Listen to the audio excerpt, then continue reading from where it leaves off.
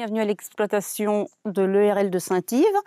Je suis la gérante depuis 2012, donc je travaille ici depuis 91 en GAEC.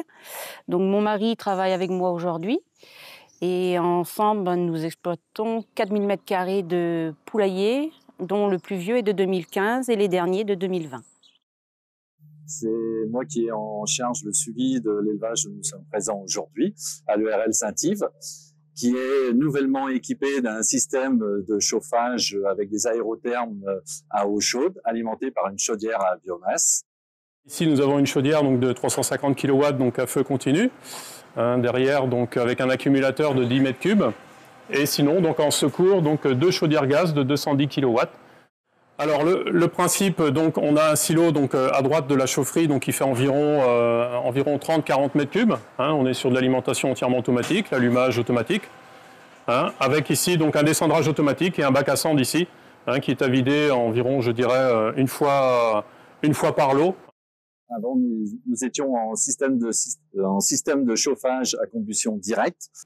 Donc le système de chauffage à eau chaude avec biomasse nous permet de ne pas avoir de production d'hygrométrie et de CO2 dans le bâtiment, ce qui nous permet d'avoir une ambiance beaucoup plus saine pour le bien-être des animaux et pour la gestion des litières. Et on a constaté que dans cet élevage, il n'y avait pratiquement plus de rajout de litière comparé à la précédente installation qui était en combustion directe. Donc le système qu'on a mis au niveau de chauffage, on n'a pas du tout changé notre façon de faire. Donc on a toujours gardé la vitouche qu'on avait auparavant. Tout se pilote avec la vitouche, qu'on soit en chaudière gaz ou chaudière plaquette de bois. Donc pour moi, ça n'a rien changé. Ce qui a changé ici, c'est qu'au niveau la litière, elle est beaucoup plus saine, plus sèche. L'air ambiant est beaucoup plus agréable pour moi, pour les animaux aussi du coup.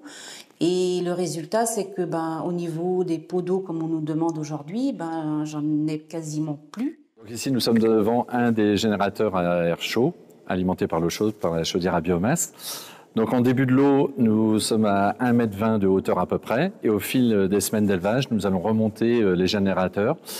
Tout cela dans un objectif, c'est donner toujours un confort aux animaux et un bien-être. Et on va générer une VTS d'air avec de l'air chaud, avec un bon ressenti pour les animaux. Cet équipement va nous permettre également de déstratifier cet air chaud qui est proche du faîtage du bâtiment et va nous permettre d'homogénéiser encore plus l'air dans le bâtiment. Ça permet également aussi d'avoir une activité nettement meilleure au démarrage du lot, avec des animaux très actifs, du fait qu'on n'a pas d'hygrométrie et de CO2, ce qui permet d'avoir des animaux beaucoup plus actifs. Je ne reviendrai pas en arrière par rapport au mode de chauffage que j'avais avant. Voilà, j'ai tout eu à gagner finalement en changeant de chauffage.